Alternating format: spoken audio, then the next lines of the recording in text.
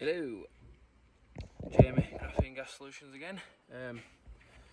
The next review is on the Profit hole saws, and these are the best hole saw I've ever used. Absolutely superb. So I was only sent the starter kit, which is 16 and 20 mil. You can get for all sizes really. So as you can see there, the bit slides in and out and then clicks in. I can do it so then it doesn't move, so you can cut the hole. Obviously the wood would all come out of there, which you can get out a lot easier because of the big slot, but then you can also slide it off, get the wood out, pop it straight back in, so it makes it a lot faster.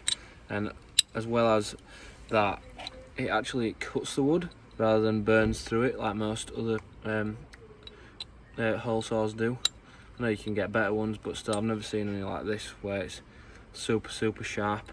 The only downside of that being super sharp is that it's if you hit a screw, which I did do with the 16 mil one, it's pretty much just destroyed in one go, so you just got to be careful. But yeah, I'm probably going to buy the full hole saw kit with this because it's fantastic. Great bit of kit. Nice one.